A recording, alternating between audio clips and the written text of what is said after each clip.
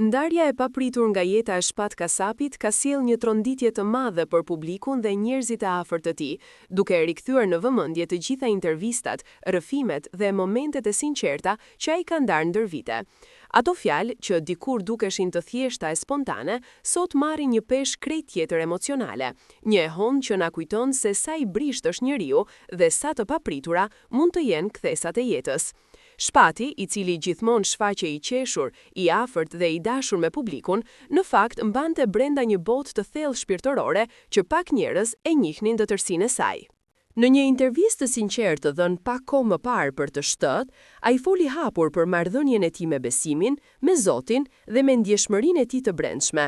Ai përshkruaj lutjen si një mekanizëm shpëtimi, një ankor që e mbante të fortë në momentet kur streset, presionet e jetës dhe sfidat profesionale i rëndonin mbi shpinë. Zoti është krijuesi jon, u shpreh ai, duke treguar se si çdo situatë që e trazonte, përpiqej ta përballonte me qetësi dhe me metoda të thjeshta shpirtërore, larg zhurmës së botës, afër paqes së tij të brendshme. Megjithatë, nga e gjithë intervista, pjesa më e ndjerë dhe më prekse mbetet lutja e tij e përditshme, e bërë me përkushtim dhe me zemër të pastër për njerëzit e tij më të dashur, familjen.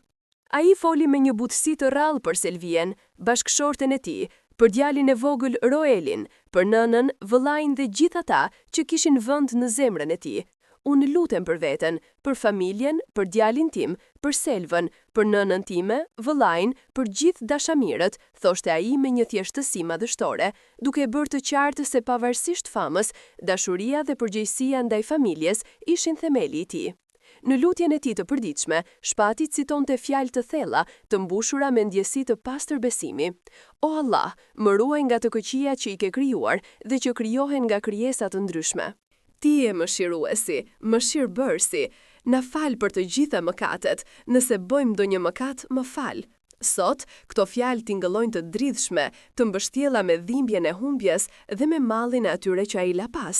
Ato zbulojnë një shpurtë të pastër, të përulur dhe të lidhur fort me besimin. Kjo anë e tij, që për shumë mbeti e padukshme deri në momentet e fundit, na e dëshmon edhe një herë se Shpati nuk ishte vetëm një artist i dashur, por një njeri i thellë, i përkushtuar dhe i mbushur me dashuri për ata që e rrethonin. Fatkeqësisht, ai u nda nga kjo botë në mënyrë të parakohshme, duke lënë pas një boshllëk të madh, por edhe një trashëgimi shpirtërore që sot tingëllon më e fortë se kur. Në fjalët, lutjet dhe gjurmët që la, publiku vazhdon të gjejë ngushëllim dhe respekt për një artist që jetoi jetën me zemër të pastër e besim të palëkundur.